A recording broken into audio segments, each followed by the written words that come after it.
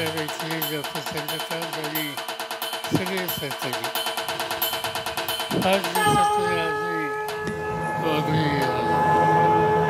कधी नगरला जाता येतं तिथून जात असतो आणि आठवणी येत असतात जुन्या.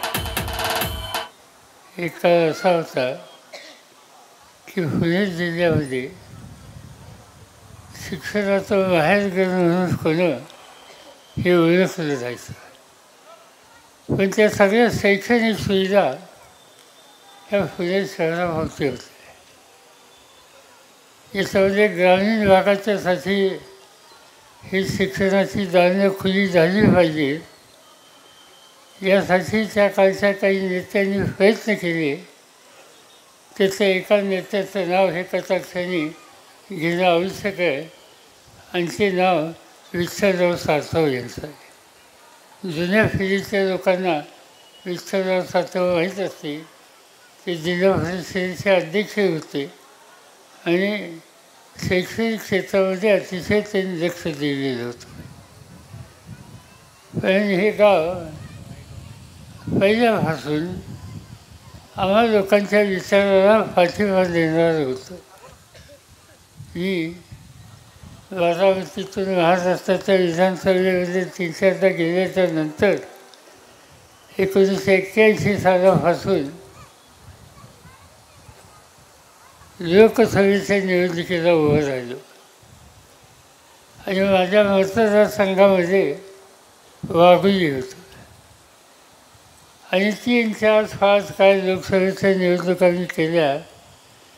त्या सगळ्या निवडणुकीमध्ये नगररोडवरच्या वाघोली परिसर ते घोडनजीपर्यंत मतं देण्याच्यासाठी कधी कुणी कंजूसपणा केला नाही.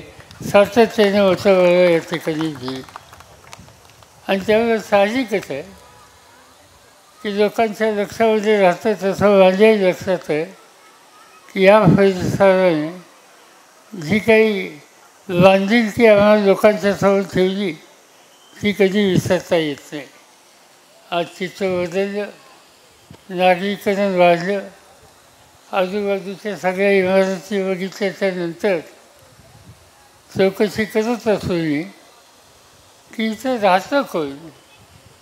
फिर्याद राहणारे लोक जे आहेत ते राहतात, पण नवीन वर्ग मोठा झाला. तो नवीन वर्ग ओळखीचा नाही. चौकशी केली तर काय करतात लोक सांगतात आय टीमध्ये आहे. पुणे शहर मगाशी मी सांगितल्याप्रमाणे जसं शैक्षणिक बाहेर गेलं होतं तसं पुणे शहर हे ऑटोमोबाईल कार तयार करणं, मोटार तयार करणं याचंही केंद्र होतं.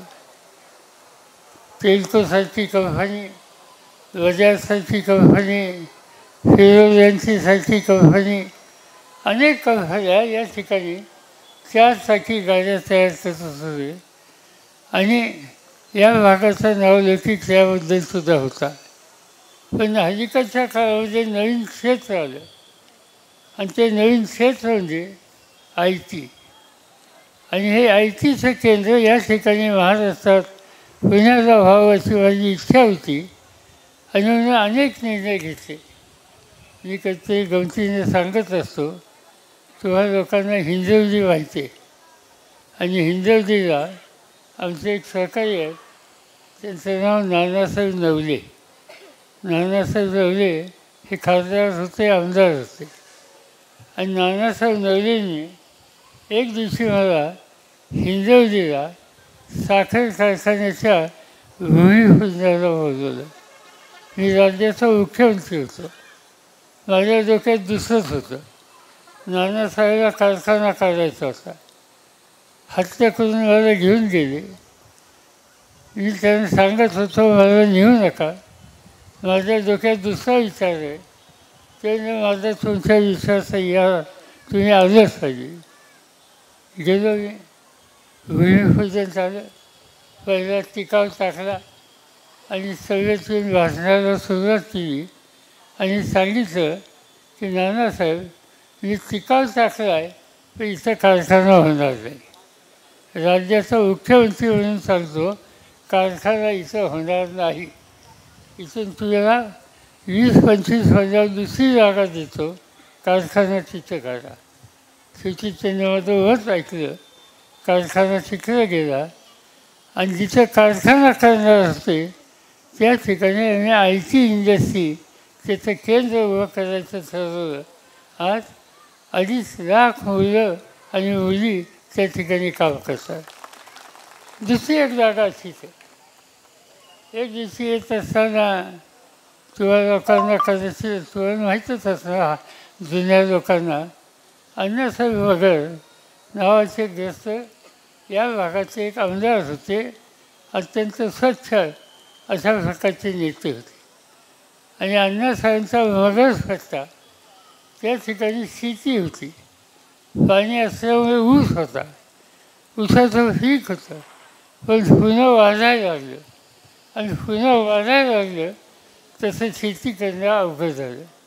एक दिवशी तिथले सगळे शेतकरी आणि अण्णासाहेबांचे पुतळे, त्यांचं नाव सतीश मगर, तुम्ही ऐकलं असेल, हे सगळे माझ्याकडे आले आणि मला सांगितलं की ही आमची शेती करणं शक्य नाही, आमची शेती तुम्ही नॉन ॲग्रिकल्चर म्हणजे बिगर शेती हे करून द्या, आम्ही या ठिकाणी काही ना काहीतरी करू, घरं बांधू, फ्लॅट तयार करू आणि 2 पैसे मिळू.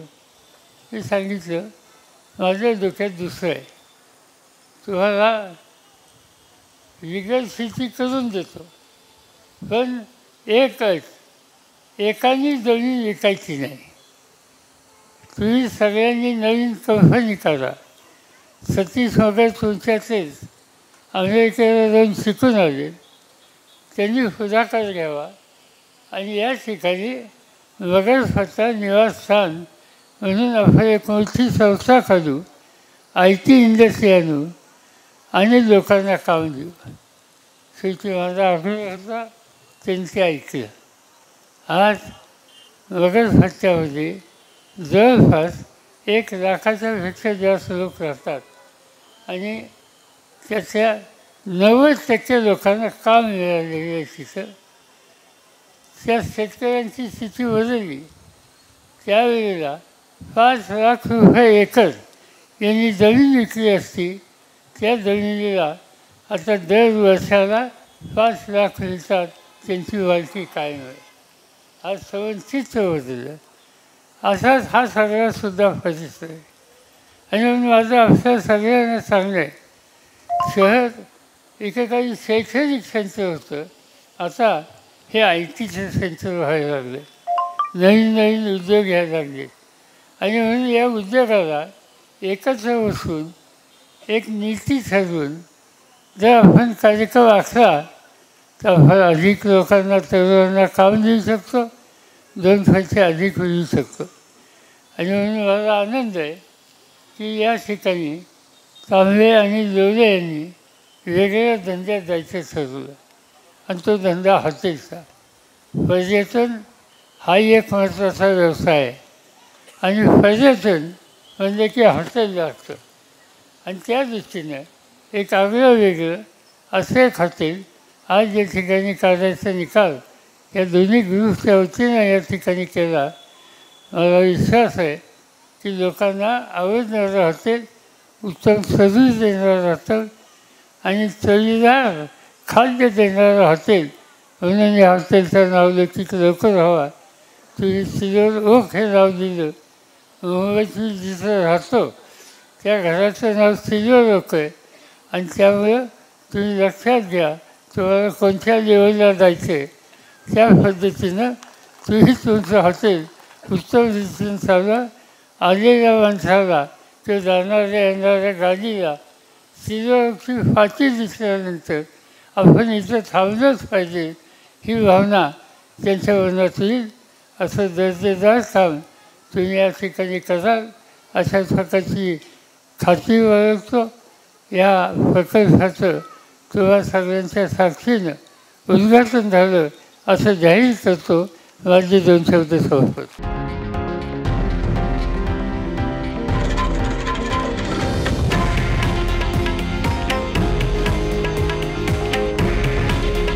हे आहे देशातील नंबर 1 न्यूज नेटवर्क आणि आपण पाहत आहात TV9 मराठी.